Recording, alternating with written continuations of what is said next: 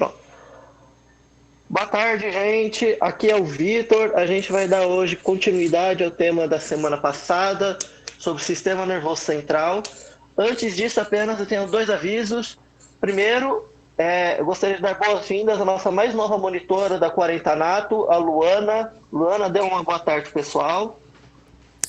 Oi, gente, boa tarde, tudo bem? Meu nome é Luana, sou estudante de medicina do quarto período.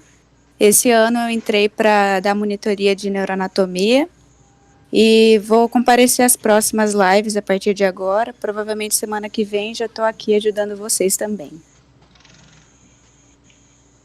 Pois bem, gente, o nosso segundo aviso agora é a nossa parceira, a Liga de Cirurgia Geral da STM, junto com a Liga de Cardiologia, vai ter a primeira conferência online beneficente de cardiologia e cirurgia geral, nos dias 8 a 11 de junho desse ano. Então, se vocês puderem estar participando, eu vou enviar um link do Instagram deles agora aqui pelo chat.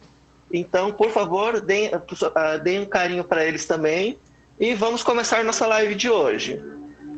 Então, primeiro a gente tem o índice, né, no próximo slide, apresentando quais vão ser os temas de hoje. Como vocês podem ver, os temas vão ser a respeito de telencéfalo e tronco encefálico. Esses vão ser os principais temas de hoje, e semana que vem a gente terá os temas subsequentes, que é medula espinhal e cerebelo. Então, continuem acessados, porque a gente ainda vai ter essa terceira aula. E vamos começar então com telencéfalo. E já no primeiro slide, eu já apresento para vocês essa imagem que vocês já conhecem um pouco, apenas para revisar algumas coisas. Primeiro, a estrutura conhecida como telencéfalo é a primeira imagem que todos nós temos quando a gente fala de cérebro. Por quê?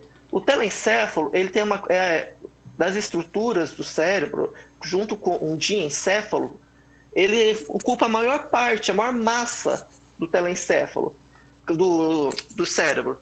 Mas, na verdade, o cérebro é a junção do telencéfalo com o diencéfalo. E por que a gente tem essa imagem do telencéfalo como o maior representante do cérebro? Por ser a parte mais externa, a parte que de longe tem o maior volume, então ele é a imagem mais associada. Já no próximo imagem, eu quero trabalhar alguns conceitos com vocês. Primeiro, a gente consegue ver que o telencéfalo ele é dividido em dois hemisférios, conhecidos como hemisfério direito e hemisfério esquerdo. O que separa esses dois hemisférios é o que a gente chama de fissura longitudinal do telencéfalo, que é essa rachadura no meio entre os dois hemisférios que determina essa divisão. Essa fissura ela não atravessa do cérebro, a gente vai ver ao longo da aula que tem várias estruturas que atravessam esses dois hemisférios, que fazem uma comunicação entre esses dois hemisférios, tanto no telencéfalo quanto em outras estruturas. O próprio diencéfalo em si já também faz uma conexão desses dois, o que a gente chamaria de dois lados do cérebro. Lembrando que o diencéfalo também faz parte do cérebro. Aqui nessa imagem também, eu vou relembrar uma coisa da aula passada, a gente consegue ver que essa bela dissecação ela foi feita de forma diferente nos hemisférios. O hemisfério que está acima de vocês, a gente consegue perceber que todas as meninges foram retiradas. A gente só consegue ver diretamente a superfície do telencéfalo. Enquanto que no hemisfério que está na parte inferior, a gente consegue perceber que pelo menos duas camadas de meninge foram preservadas. Lembrando, a meninge existem três camadas: a dura mater, a aracnoide mater e a pia mater. E a gente consegue ver que a aracnoide e a pia mater estão preservadas nessa dissecação inferior. Como eu posso afirmar isso com tanta certeza? Pelo fato de que a gente consegue ver nessa camada mais translúcida que existem uma série de pequenos vasos, pequenas aranhas, portanto o termo aracnoide, né, vasculares, estão presentes. E se a aracnoide está preservada, naturalmente a pia mater está preservada. E como eu posso falar que a dura mater foi retirada? A dura mater foi retirada pelo fato de que a gente consegue ver essa camada mais brilhante. Lembrando que a dura mater é uma camada um pouco mais opaca, um pouco mais obscura, e que então, ela não permite naturalmente a gente ver a aracnoide mater diretamente. Entretanto, na aula de hoje, a grande estrela da nossa aula de telencéfalo vão ser as estruturas que a gente chama de sulcos e giros. Começar falando dos sulcos. O que são os sulcos? Os sulcos em si, eles são estruturas que tecnicamente não existem. Os sulcos são uma série de fissuras, de reentrâncias presentes no telencéfalo que nos permitem separar o telencéfalo em uma série de giros que são, de fato, essas pequenas dobras de massa encefálica.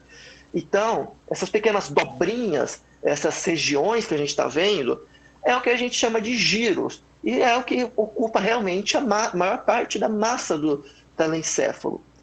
Então, esses sulcos, essas enrugações, eles vão ajudar a gente a fazer essa delimitação. Quão profundos são esses sulcos? Esses sulcos, a gente vai ter uma próxima imagem, mais para frente, eu vou estar trazendo para vocês uma separação melhor de que são esses, quão profundo eles são. Só que a diferença entre um sulco e uma fissura, que é a fissura longitudinal, é que a fissura ela é muito mais profunda que um sulco. Então, é uma forma bem grosseira de estar diferenciando, mas, em suma, se você quiser separar, uma fissura ela é uma estrutura, uma reentrância muito mais profunda do que um sulco. E por que o cérebro na época da evolução, ele faz essa série de enrugações?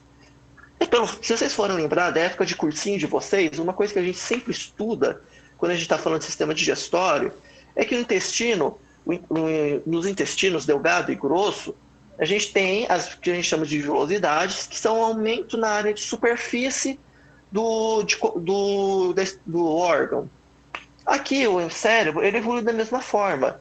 Para aumentar essa área exterior dele, ele evoluiu para ter essa série de enrugações chamadas de sulcos. E por que isso é importante? O que a gente chama de superfície do cérebro, a forma grosseira de falar, é na verdade o que a gente chama de córtex. O que é o córtex?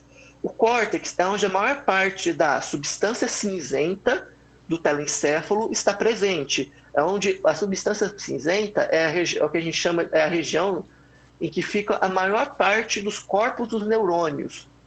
Então, uma quantidade significativa de informações é trocada nessa região.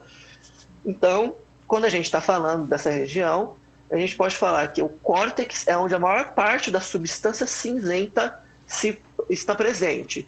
E é por isso que é importante a gente ter essa série de sulcos, transformando esse córtex em uma série de giros para aumentar a superfície do cérebro e aumentando, então, a capacidade de processamento de informação deles. Pois bem, se a gente tem uma substância cinzenta, então qual é a outra cor de substância? É o que a gente chama de substância branca.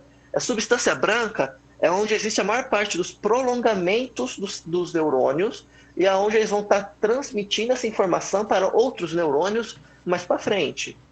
Então, essa substância branca, ela não tem tantos corpos celulares dos neurônios, só que ela tem bastante, ela permite essa transmissão de informações. Quando a gente vai estar falando mais para frente do telencéfalo, a gente vai falar de uma série de regiões chamadas núcleos. O que são núcleos? Núcleos são regiões em que a substância cinzenta se encontra coberta por uma substância branca. É meio que ilhas de substância cinzenta presentes na substância branca. E isso dá funções especiais que a gente vai estar abordando mais para frente. Tendo tirado esses conceitos iniciais para frente, vamos avançar para a próxima imagem. Pois bem, a gente está falando que o telencéfalo ele é separado em hemisférios esquerdo e direito. Além dessa divisão, existe uma outra subdivisão em que cada hemisfério pode ser dividido em 5 lobos. O primeiro lobo que vocês estão vendo aí é o que a gente chama de lobo frontal. Portanto, o lobo frontal ele fica mais para frente. E ele tem esse nome porque ele está em contato com o osso frontal do crânio. Então, nessa região também, a gente vai ter o que a gente chama de polo frontal do telencéfalo. Isso vai ser importante mais para frente. Na segunda imagem, a gente tem o lobo occipital. Portanto, ele está em contato com o osso occipital do crânio. Esse lobo occipital, ele também vai ter um que a gente chama de um polo, que é o polo occipital do telencéfalo. Esse polo occipital, ele vai estar numa parte mais posterior do telencéfalo, também sendo um importante ponto de referência. Entre os lobos frontal e occipital, a gente tem o que a gente chama de lobo parietal. E vocês não vão conseguir imaginar, mas lobo parietal está em contato com o osso parietal do crânio. Existe essa conexão, né, entre o nome do osso que o lobo está em contato. Portanto, o outro osso de grande importância no crânio é o osso temporal. Portanto, essa primeira imagem de baixo, a gente tem o lobo temporal. E ele também vai ter um polo, que é o polo temporal. Esse polo temporal, ele fica na porção mais anterior, a porção que a gente chama de mais para frente do lobo temporal. E agora que eu vou falar, por que são importantes esses polos? Quando a gente está estudando a parte teórica, com essas imagens muito bem feitas, no Atlas, é muito fácil a gente falar o que é anterior, o que é posterior. Então, essa é uma coisa mais simples. Só que quem já pegou um cérebro na mão, quem já viu uma aula prática, um cérebro, vai saber que, na verdade, não é tão bonitinho. Que, na verdade, às vezes, dependendo do estado da peça, ou mesmo da dissecação em que ela foi feita, é extremamente difícil a gente identificar o que pode ser anterior e posterior. Então, uma dica é sempre que vocês estiverem estudando uma peça prática, é sempre procurar o lobo temporal e o lobo frontal. Esses dois lobos eles vão estar indicando o que é anterior para vocês, e por exclusão, o outro polo vai ser o polo occipital, que vai ser mais o posterior. Por último, a gente tem um lobo que escapa a regra de nomeação. Por quê? Porque esse lobo a gente só consegue ver se a gente afastar os lobos parietal, frontal e temporal. Se a gente afasta eles um pouquinho, a gente consegue achar esse lóbulo, que ele está meio escondido, ele está meio ilhado, ele está meio insulado. Portanto, é o que a gente chama de lobo da ínsula ou lobo insular. E ele, portanto, ele não tem contato direto com os ossos cranianos que denominam os outros lobos. Pois bem, na próxima imagem, vocês conseguem ver duas belas dissecações. À esquerda, uma dissecação que coloriu os lobos superficiais, que são os lobos frontal, em vermelho, o lobo parietal, em azul, o lobo temporal, em amarelo, e, por último, em verde, o lobo occipital. Tanto que essa dissecação ele também preservou o cerebelo, que é o tema da próxima aula. E na imagem à direita, a gente tem uma dissecação em que os lobos temporal, parietal e frontal foram retirados parcialmente para exibir o lobo da ínsula, que é outro que permite a gente observar como ele realmente é. Uma curiosidade para vocês, essas dissecações de telencéfalo, o cérebro em si, ele é uma estrutura extremamente delicada. Então, quando a gente conseguir secar ele corretamente, que nem essa imagem está mostrando, a gente não vai com uma tesoura, ou com um bisturi, ou com instrumentos convencionais.